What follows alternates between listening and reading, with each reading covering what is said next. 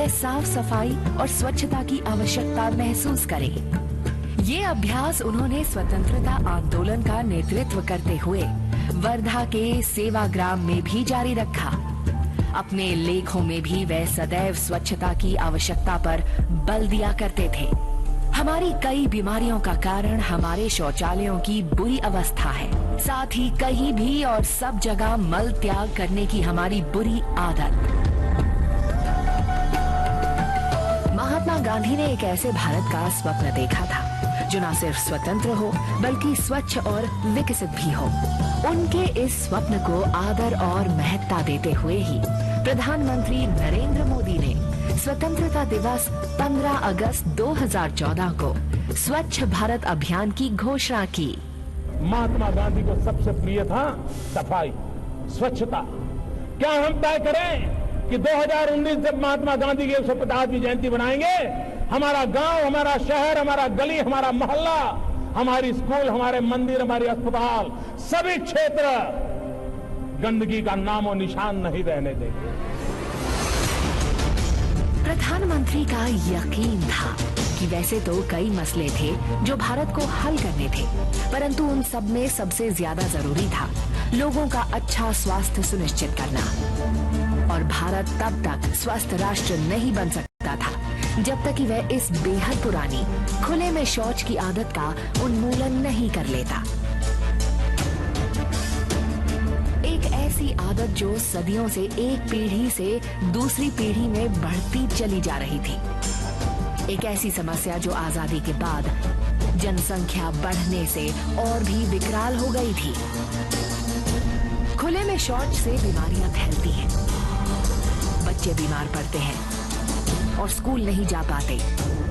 महिलाओं को अंधेरे में अपनी निजता का सहारा ढूंढकर शौच के लिए घंटों इंतजार करना पड़ता है।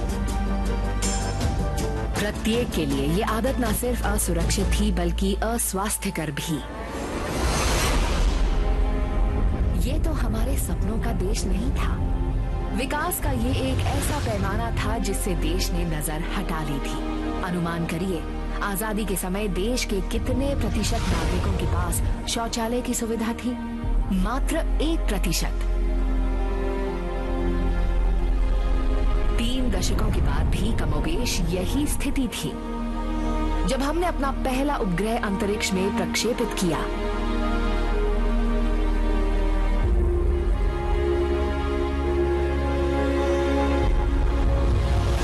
और तब क्या था जब हमने एशियाई खेलों का आयोजन किया था,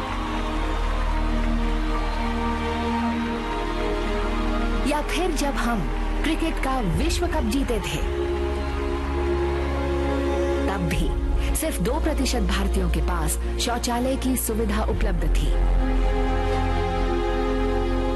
1980 के दशक में सरकारी स्वच्छता कार्यक्रमों के साथ धीरे धीरे स्थिति में सुधार हुआ, परंतु तब भी जब हम सदी के अंतिम वर्ष में नाभिकीय शक्ति बने, मात्र 18% भारतीयों के पास शौचालय की सुविधा उपलब्ध थी।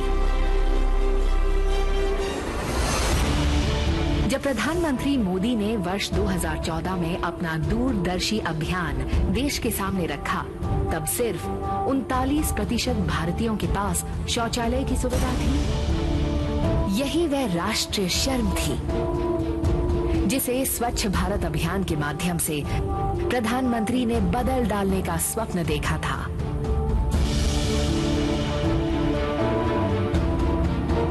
उनकी चाह थी कि 2019 तक भारत स्वच्छ बन जाए।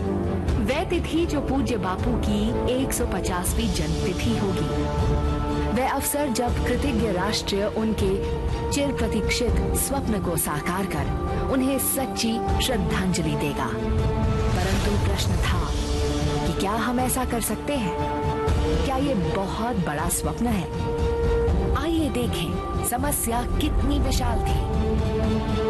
स्वच्छ भारत मिशन का अभियान लागू करने वाली टीमों को मात्र 5 वर्षों में 55 करोड़ भारतीयों को शौचालय की सुविधा दिलाकर खुले में शौच करने से रोकना था। जी हाँ, 55 करोड़। सारे विश्व में खुले में शौच करने वालों का 60% अकेले भारत में था। कल्पना करिए, दुनिया का हर दूसरा खुले में शौच कर रहा व्यक्ति एक भारतीय था। ये एक बड़ी चुनौती थी, सिर्फ व्यापकता और गति की ही नहीं, बल्कि शर्म और संधारणीयता की भी। मात्र 60 महीनों में 55 करोड़ लोगों के लिए शौचालयों का निर्माण भला कैसे संभव था? लोगों की सोच, आदतें और व्यवहार कैसे बदलेंगे?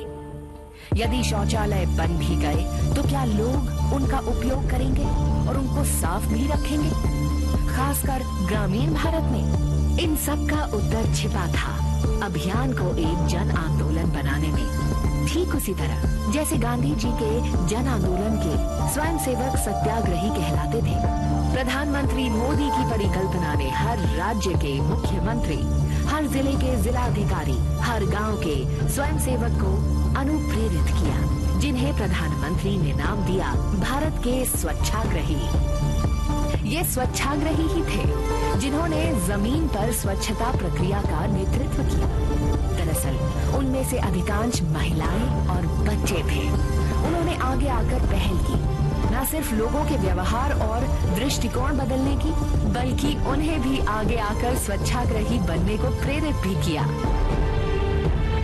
जब 2 गड्ढों वाले शौचालय को सही तकनीक के रूप में मान लिया गया, तब 36 राज्यों और केंद्र शासित प्रदेशों के प्रमुख, 700 जिलाधिकारियों, 6 लाख स्वच्छाग्रहियों और करोड़ों भारतीयों ने मिलकर इस परिवर्तन को संभव बना दिया। इसमें शामिल थे ग्राम पंचायतों के मुखिया, स्वयंसेवी छात्र, नई प्रशिक्षित रानी मिस्त्रियां, युवा प्रोफेशनल और सितारे, जिन्होंने अपना समय और प्रयास दोनों स्वेच्छा से इस कार्य में दिए।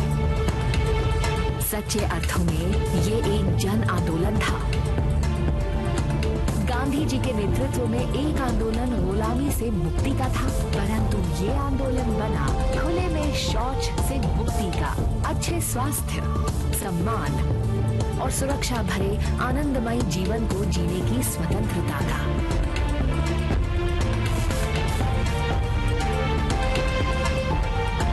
तो कैसे इस सपने को टीम भावना ने साकार किया? 2 अक्टूबर 2019 तक भारत 100% खुले में शौच से मुक्त हो गया।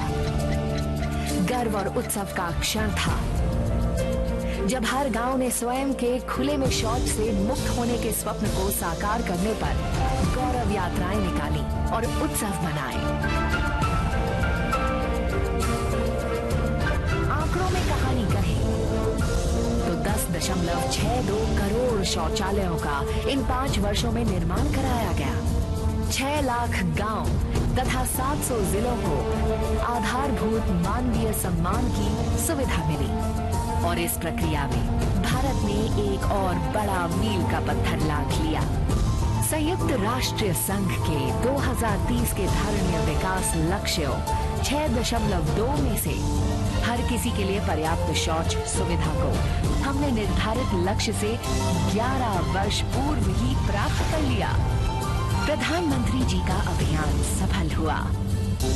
महात्मा गांधी की 150वीं वर्षगांठ पर राष्ट्र ने एक अनूठी स्वतंत्रता प्राप्त की। एक स्वच्छ वातावरण में रहने की स्वतंत्रता, बेहतर स्वास्थ्य की स्वतंत्रता, सच्चे अर्थों में एक स्वच्छ भारत में एक सम्मान भरा जीवन जीने की स्वतंत्रता। आज ये अभियान जारी है, ये सुनिश्चित करने के लिए कि एक सच्चे स्वच्छ भारत में हमारी स्वच्छ आदतें बनी रहें।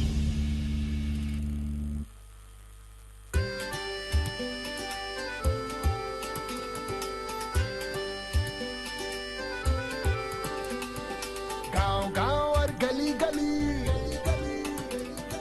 गांव गांव और गली गली, गांव गांव और गली गली, नई हवा चली, नई हवा चली, नई हवा चली। हर दिल ने ठानी है, हर दिल ने ठानी है, सफाई गांव में लानी है। अब काम कहीं साफ नहीं तो माफ नहीं, अब काम करेंगे बात नहीं, साफ नहीं तो माफ नहीं। अब काम करेंगे बात नहीं, साफ नहीं तो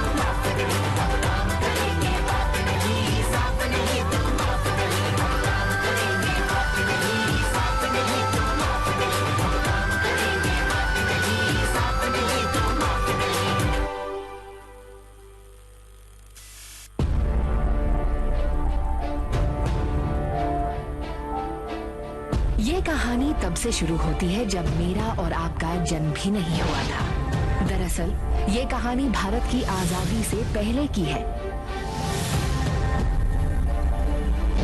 तो इसीलिए आवश्यक है कि घड़ी की सुइयों को पीछे घुमाते